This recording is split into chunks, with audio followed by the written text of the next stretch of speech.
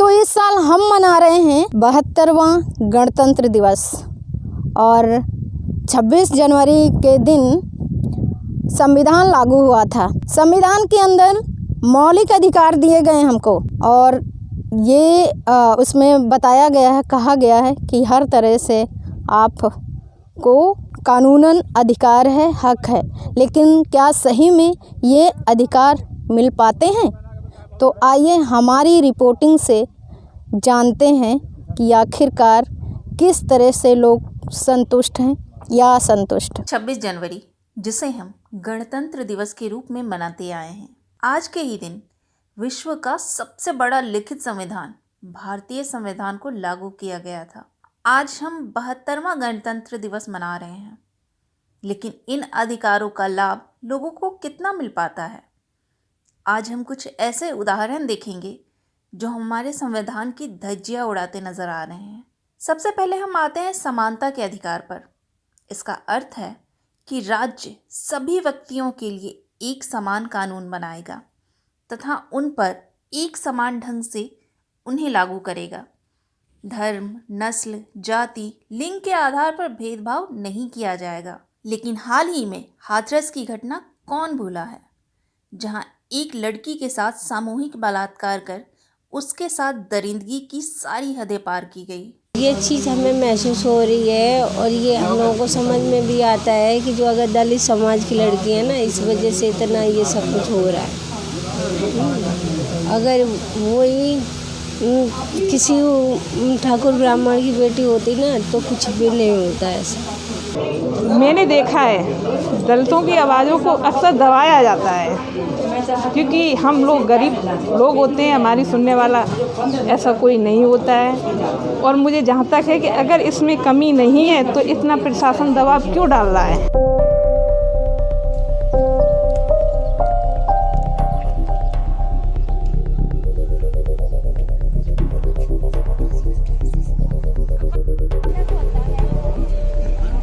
मैं कहती हूँ, आप कहते हैं, समाज कहता है बेटियों को बचाओ, बेटियों को पढ़ाओ, बेटियों की भ्रूण हत्या ना करो।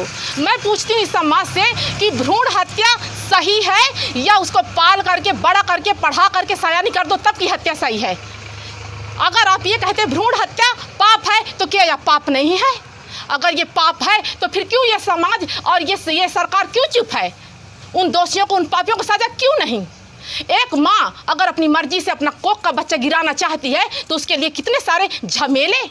तुम्हारा अल्ट्रासाउंड नहीं होगा, डॉक्टर को भी रिस्ट्रिकेट कर दिया जाएगा, सब कुछ नियम है। और एक बड़ी लड़की को, पढ़ी लिखी लड़की या बड़ी लड़की, एक 16-17 साल 21 साल की लड़की को मार दिया जाता है, ये हत्या नहीं है? भ्रूण हत्या पाप है, ये पाप नहीं है? बताइए, आप कभी अपने ज़िंदगी में भेदभाव महसूस किया है? हाँ, किया है, आज भी करते हैं। किस तरह का? इस तरीके का कि मान लो कि कहीं जाते हैं बाज़ारों में, जो जानते मानते हैं कि ये बीमार हैं, जमादार हैं, तो हाथ से सामान न देना। अगर चाय पी रहे हैं तो कह देंगे कि भाई ये गिलास खुद धो, और तुम लोग बीमार हो, ये है वो, गंदा काम करते हैं, ये है वो, मतलब पकते हैं। अब आते हैं शिक्षा के अधिकार पर।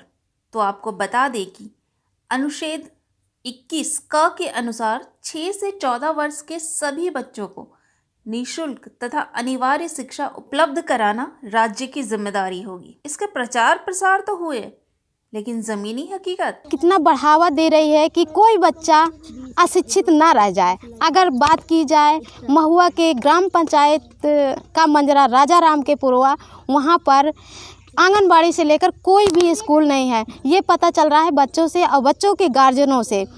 कभी कभी जाते, कभी कभी नहीं जाते। क्यों? दूर पड़ता है। दूर ज़्यादा पड़ता है। क्या तुम्हारे यहाँ स्कूल नहीं है क्या? डिंगवाई जाते हैं गाड़ी मोटर से, हमको डर लगता है, पैदल थक जाते हैं जाते जाते। पानी हिल के जाते हैं, जब नहीं चप्पल रहती ना कुछ रहती है। आप पढ़ाई करते हैं? क्यों नहीं पढ़ाई करती हैं? स्कूल आई नहीं है तो कहाँ पढ़े? तो आप क्या काम करती हैं घर का? क्या करते हैं, भैंसी चरावत हैं। कहाँ पढ़ते हैं? डिंगवाही। कितना दूर है यहाँ से? यहाँ से कम 5 किलोमीटर। तो डेली जाते हैं? आज नहीं गए। क्यों? क्योंकि हमारे पास पैदल गए थे और थक गए हैं तो नहीं जा पाए। तो ऐसा हमेशा होता है क्या? हाँ, अब अगर स्कूल होता तो? स्कूल होता तो हम इधर रोज जाते। स्कूल वाले बोलते हैं इतना क्यों लेट आए, कहते हैं इतना लेट आओगे तो तुम्हारा नाम काट दिया जाएगा। हम 4 दिन जाते हैं और 2 दिन घर में रहते हैं, थक जाते हैं। हमारे संविधान में शोषण के विरुद्ध भी अधिकार दिया गया है, जिसके तहत किसी व्यक्ति की खरीद बिक्री, बेगारी या जबरदस्ती काम कराना भी दंडनीय अपराध है। लेकिन हाल ही में एक ऐसा मुद्दा हमारे सामने आया जिसने हमें सोचने पर मजबूर कर दिया। क्या वाकई इस पर कुछ काम हुआ है? इस समय मैं खड़ी हूँ झन्ना के पुरवा के बाहर और ये मेरे पीछे जो दिख रहा है झन्ना पुरवा है। झन्ना का पुरवा इंगुआ मऊ का गांव है, ग्राम पंचायत इंगुआ मऊ है और ये बांदा जिले का एक गांव है। इस पुरवा में जितने भी घर हैं वो सारे दलित जाति के लोग यहाँ पे रहते हैं, अनुसूचित जाति के लोग रहते हैं और ज़्यादातर लोग लगभग 15 से 20 परिवार यहाँ से मजदूरी करने के लिए गया था राजस्थान, ईंट भट्ठे में काम करने के लिए। उनको बहुत ज़्यादा दिक्कतों का सामना करना पड़ा और वो अब हालांकि वापस आ गए हैं एनजीओ के संस्था के माध्यम से। लोगों ने आरोप लगाते हुए बहुत सारी दिक्कतें बताई। ऐसे बंधुआ करके मजदूरी कराई जा रही थी, हर तरह से निगरानी रखी जा रही थी कि ये मजदूर कहीं भाग ना जाएं। अजमेर ज़िला और राजस्थान में है और ये क्या है तालाब के पास, लोहागल के पास, वहाँ काम करने के लिए गए थे हम लोग।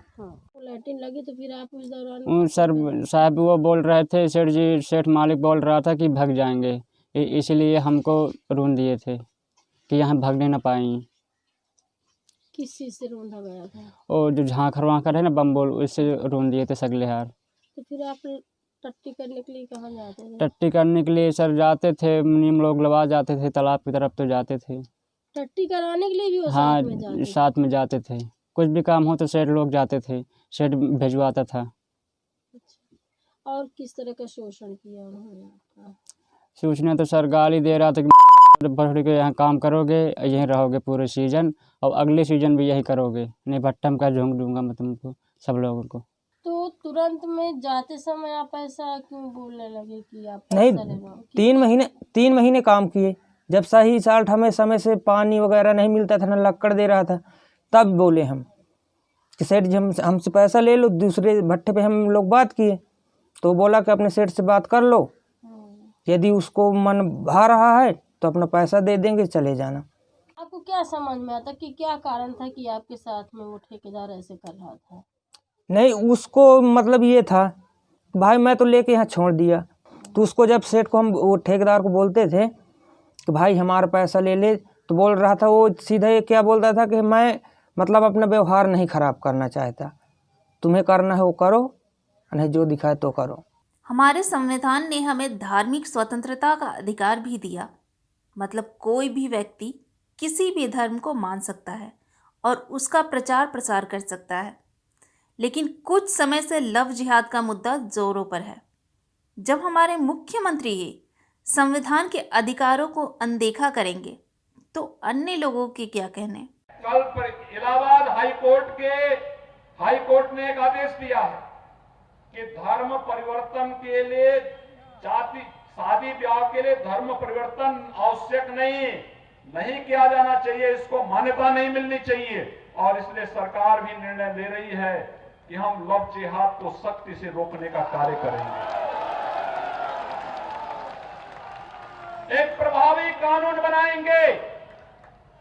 छद्मवेश में चोरी छुपे, नाम छुपा करके, स्वरूप छुपा करके जो लोग बहन बेटियों की इज्जत के साथ खिलवाड़ करते हैं, उनको पहले से मेरी चेतावनी, अगर वे सुधरे नहीं तो राम नाम सत्य है की यात्रा अब निकलने वाली है। संविधान द्वारा मूल रूप से 7 मूल अधिकार प्रदान किए गए थे। समानता का अधिकार, स्वतंत्रता का अधिकार, शोषण के विरुद्ध अधिकार, धर्म, संस्कृति एवं शिक्षा की स्वतंत्रता का अधिकार, संपत्ति का अधिकार तथा संवैधानिक उपचारों का अधिकार। हालांकि संपत्ति के अधिकार को 1978 में 44वें संशोधन द्वारा संविधान के तृतीय भाग से हटा दिया गया था। तो अब हमारे 6 ही मौलिक अधिकार हैं, लेकिन जितने भी अधिकार हमें संविधान ने दिए हैं वो पूरी तरह से लागू नजर नहीं आ रहे हैं। खबर लहरिया, आपकी खबर आपकी भाषा।